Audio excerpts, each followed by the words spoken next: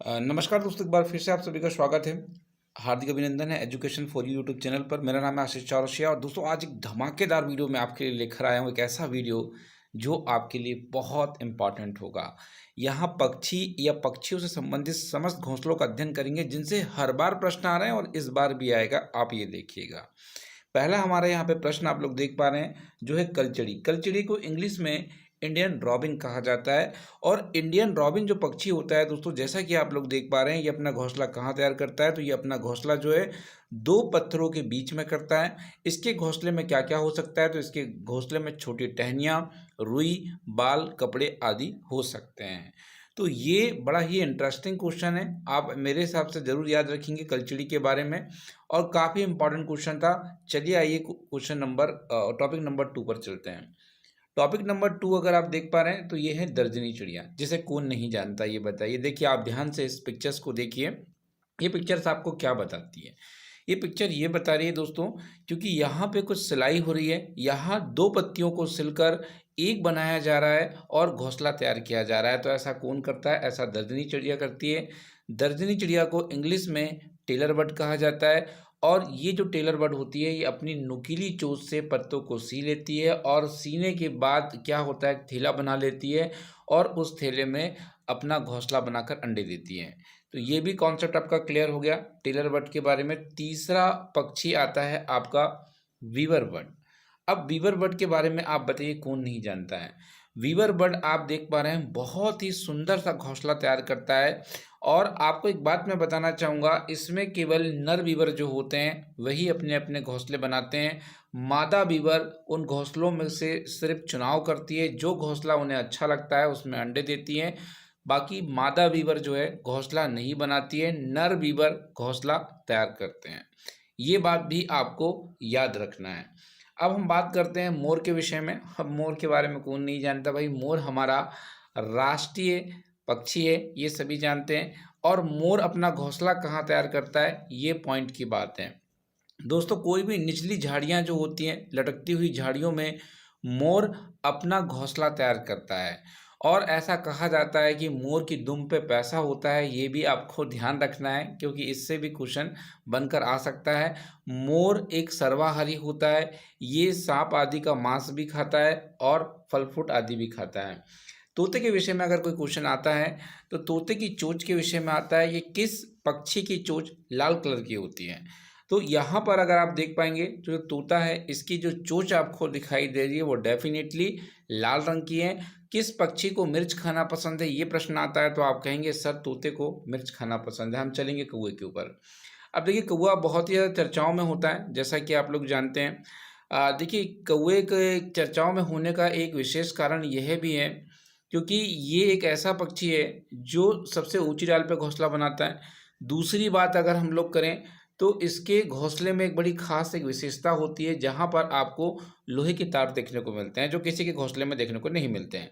साथ ही साथ ये कोयल जो होती है ना, ये अपना घोंसला तो तैयार नहीं करती है पर कौवे के घोंसले में अंडे दे देती है, ये भी आपको याद रखना है। इससे भी क्वेश्चन बन सकता है। हम पहुंच चुके हैं कोयल के पास। देखिए कोयल बड़ा ही मीठा गाती है, ये बात सभी जानते हैं, पर बड़ा ही चालाक पक्षी है। अपना घोंसला एक तो खुद नहीं बनाता है और ऊपर से क्या करता है, कौवे के घोंसले में अंडे दे देता है। बेचारा कौवा घोंसला अंडे कोयल के जो होता है वो सहता है। यहाँ हम गिद्ध की बात करेंगे तो गिद्ध मरे हुए जानवर को खाता है, इसलिए इसे स्क्वेंजर या इसे कहीं ना कहीं अगर आप देखेंगे मृतोपरजीवी की श्रेणी में रखा गया है।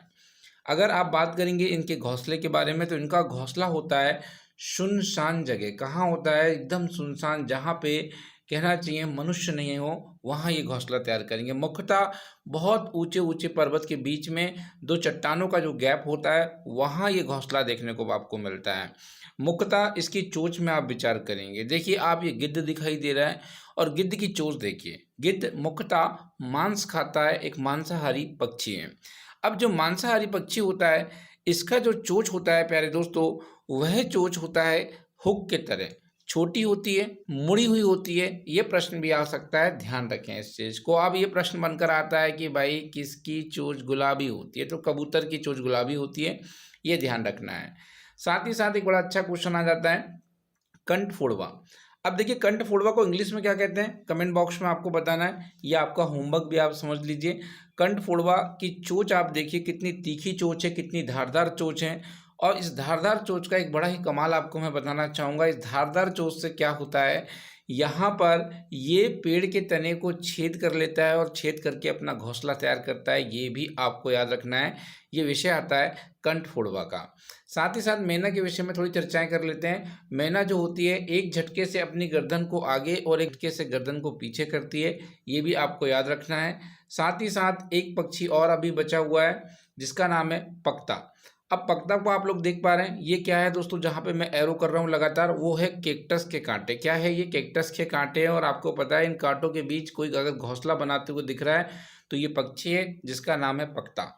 तो पकता दो जगह घोंसला बनाते हुए आपको दिखेगा, एक तो मेहंदी की मेड़ में और एक दिखेगा कैक्टस के कांटों के बीच में।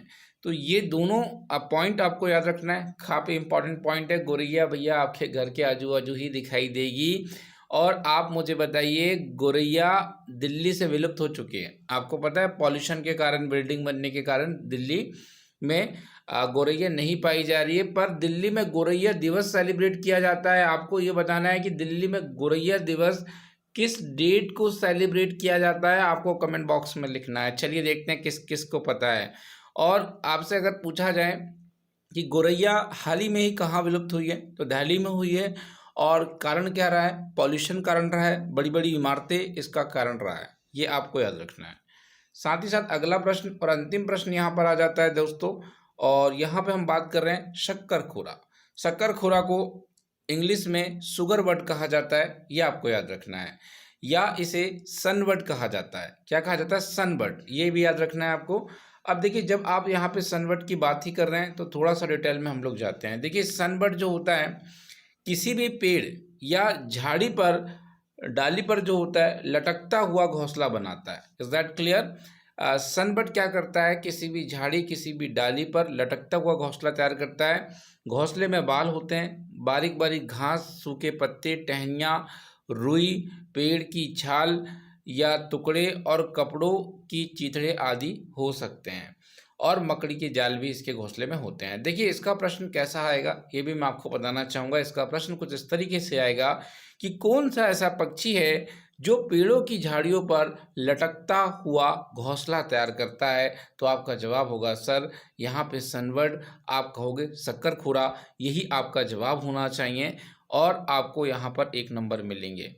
तो दोस्तों यहाँ पर आप लोग जरूर लिख कर जाएं कि गोरैया दिवस दिल्ली में कब सेलिब्रेट किया जाता है। एक प्रश्न मैंने ये पूछा है आपसे, होमवर्क है।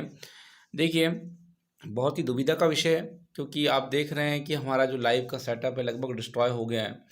पर हम लोग अरेंज करने में लगे हुए हैं लगातार। अगर हम लोग देख रहे हैं जल्दी से जल्दी अगर अरेंज हो पाएगा तो डेफिनेटली हम लोग आपके लिए क्लासेस लाइव स्टार्ट करेंगे। Thank you so much everyone to watching this video. अगर वीडियो पसंद आया तो लाइक करें और अपने दोस्तों के साथ शेयर करें।